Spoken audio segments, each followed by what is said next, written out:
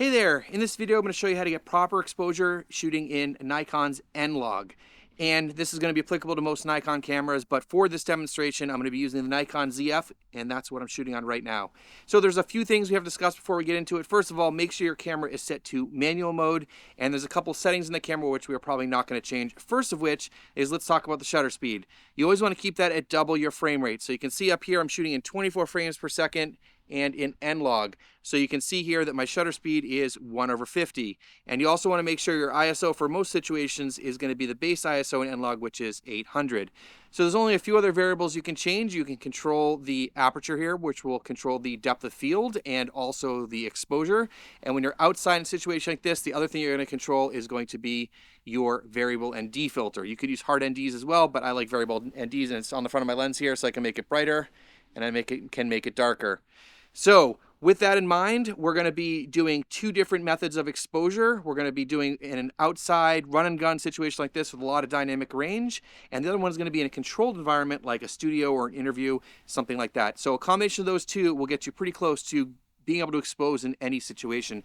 Now, like I said, this will be applicable to any other camera that you're shooting with Nikon NLog, but there's something specifically about the view assist on the ZF which I will get into.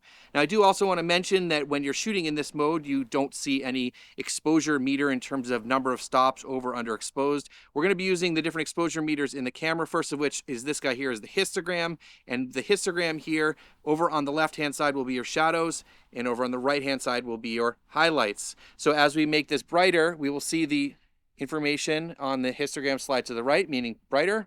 I'll move it back to the left here to keep it more properly exposed. There's also some other tools in the camera like waveform and zebras, and we're using all those to show you how to expose NLog in your camera.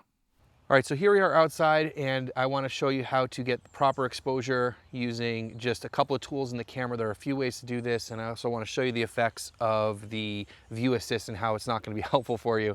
So here we are outside at the road here. You can see we have a lot of dynamic range to capture. We have really bright highlights. We have the sky.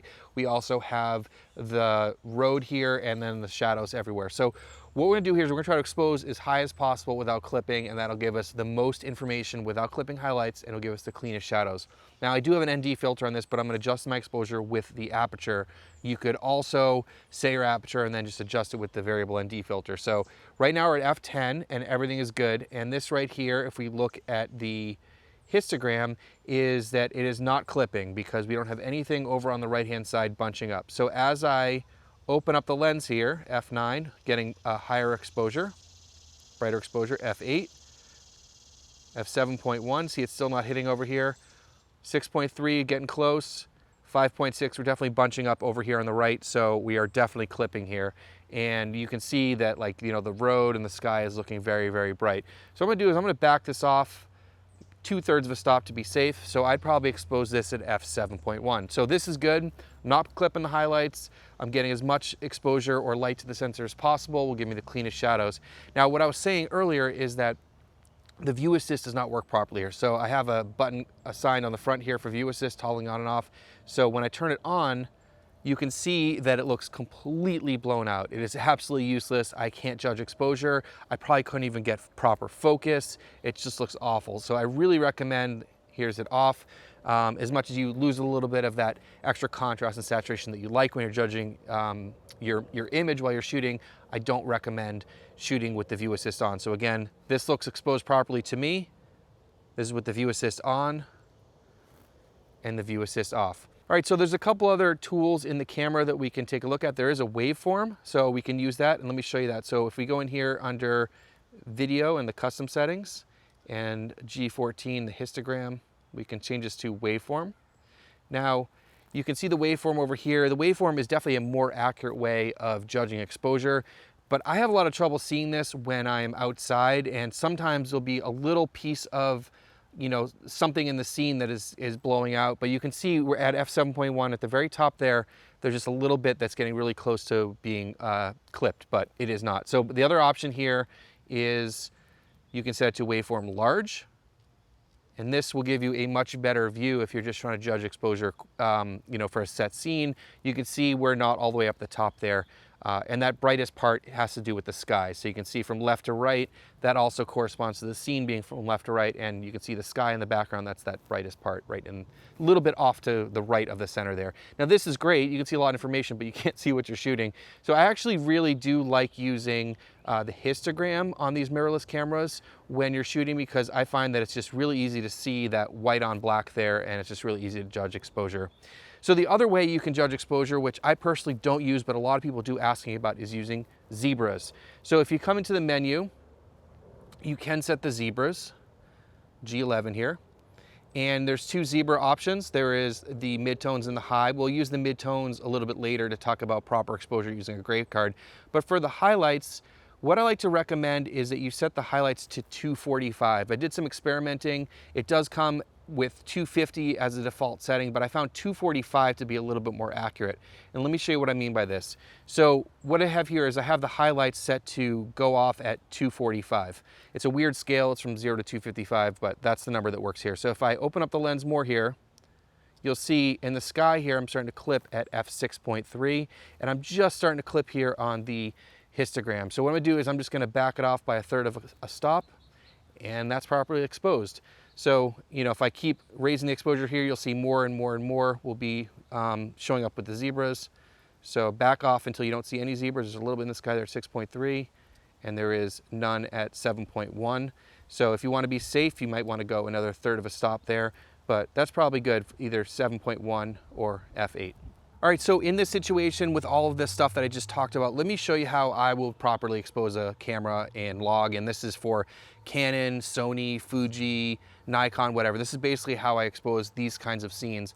Like I said, I want to expose as high as possible without clipping. So I was using the aperture to demonstrate moving the exposure around, but most of the time when I'm shooting, I have a desired aperture that I want to shoot at based on whatever depth of field I'm looking for. So let's say I want to shoot at f5. That's the desired depth of field. You can see that I am overexposed here. You can see that the histogram is all the way on the right. So then I'm going to rotate my variable ND filter, which is on the front of my lens, and I'll back it down till I'm not clipping, and then go a little bit further just like that. So let's say I want to be at f6.3. I'm going to open up the ND filter, allow in more light. You see it start to bunch up on the right side of the histogram there. And I back it off till it's not clipping, and I just go a little bit more to be safe. So I'm just doing that by rotating the ND filter on the front of my lens. All right, so let me just show you some of these clips that I took here, and this was the shot outside. This was at f8, and if you look over here, let me make this a little bit bigger, at the scopes, you can see that this brightest part of the image, which corresponds to the blue sky here, this is not clipping. If it was clipping, it would be truncated and flat on top, and it would be pushed up to 100 here. Haven't done anything to this image. This is straight out of camera. Now this is f7.1. And you can see that it's getting brighter, of course, and also it's getting closer to the 100. And this is f6.3, and as you can see, it is clipped. This is even higher at f5.6. You can see, again, clipping the blue channel, also clipping the green channel. So, like I said, f7.1 is pretty much where we're going to get proper exposure. So I want to show you a couple things in here about correcting this image. I'm not going to get into full-on color grading because there's way too much for the scope of this video, but I just want to point out a couple of things about Nikon NLog. So first of all, if I just take this image here and I apply the Nikon Zf NLog to Rec 709 LUT, which you can get downloaded from Nikon. This looks horrible. This looks kind of like the view assisted, so let's get rid of that. That does not look good. Now, one thing I have to mention, we're going to use a color space transform here, is that Nikon NLog is actually in the Rec 2020 color space. So if we come over here to Rec 2020 as the input space, and input gamma will be Nikon NLog. And let's say Rec 709, because we edit and deliver in Rec 709. And you can see it's blown out here. So what I'm going to do actually is I'm just going to grade this by hand. So I'm going to set this to Nikon NLog. Now all this little color space transform did was convert it from Rec 2020 NLog to Rec 709 NLog, because Rec 2020 is the larger color space than Rec 709. So if I toggle this off and on, not much of a difference. You might see a little bit of it there in the colors, but now we're working in the Rec 709 space. So let me add another node here. And what I'm going to do is I'm just going to add some more contrast. So you can see in this image over here, I'm very close to peaking or clipping, sorry, the blue channel over here. So what I'm going to do is I'm just going to add some contrast by dragging down the shadows to right before they clip out there. And then I'm going to pull down the midtones a little bit here to add some more punch to the image. And I'm going to check again. So let's see here. We have, pull up the shadows a little bit. I'm going to add a little bit of saturation. This is to taste. And I'm going to play around the image a little bit more. Pull down the midtones. Make it a little punchier. Check the overall image. I'm seeing maybe I'm crunching down at the bottom a little bit. So we'll pull this up a little bit. And it looks like I'm hitting the highlights a little bit after I add that saturation. So we'll pull that down so we're not clipping. But it's the sky and it's pretty bright. So probably somewhere around there. So there you go. Pretty easy to color correct that, or just get a basic correction from log, and you can see the image looks good. Everything's intact. We have pretty clean shadows, although they're a little bit crushed out over here. There's just only so much dynamic range in the ZF, and the highlights look good. So I just want to show you that in the computer. So that's how I recommend exposing sort of outside in a run and gun situation. Remember, expose as high as possible without clipping, and you'll be good to go. Now, if you're exposing in a situation like this, like here in my YouTube studio where I have full control of my lighting, or you're doing an interview, or you're shooting some products or something like that, get yourself one of these. It's a very inexpensive thing. It's a gray card. Mine is pretty beat up, as you can see. I probably need a new one. There's a link down in the description for this. You should have this for setting exposure, but also great for getting custom white balances. So what you want to do is you want to have this exactly where your talent is going to be, wherever the subject is or the product you're shooting or whatever. And then you're going to adjust your lighting and all that stuff to get proper exposure on this using zebras. And after you get the proper exposure, then you can set all of the rest of your lighting to fit in with the scene, or it might be a little bit of back and forth there. But let me show you how to demonstrate how to get proper exposure on the gray card in the ZF. All right, so here you can see the gray card, and it's just clipped onto a tripod here, but put this wherever the subject is, or have the subject hold it if it's an interview, but this is what you're going to be exposing for.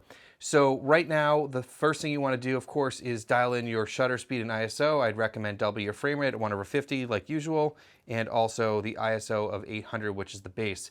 Now, I'm going to choose the desired depth of field. So let's say we want to shoot this at f4.5. So we pick that, and then what we're going to do is we're going to change our key light intensity to get the right exposure. And to get the right exposure on the gray card, we come in here in the menu, and we're going to set our zebras. And like outside, we had set to highlights. This time we're going to set to midtones.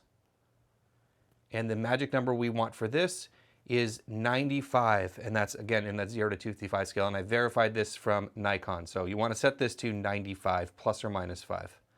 Now, when we back out of here, what's going on here is we'll want to get the zebras to be on the gray card, because 95 is what we'll get proper exposure with. So I'm going to dial the key light down, and you can see the zebras start to creep across. That would be a little bit too underexposed. So raise up the exposure again.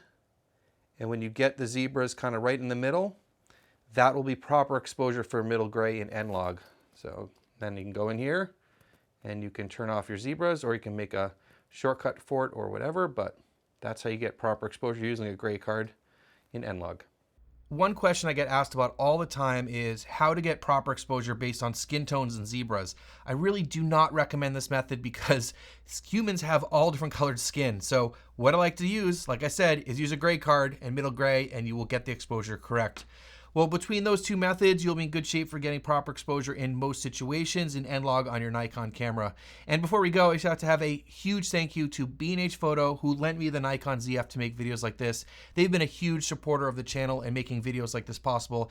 If you're interested in picking up a ZF or checking out any of the gear that I use on a regular basis, there are links down below. So big thanks to B&H, and huge thanks to you for watching. Thank you so much, and we'll see you in the next one.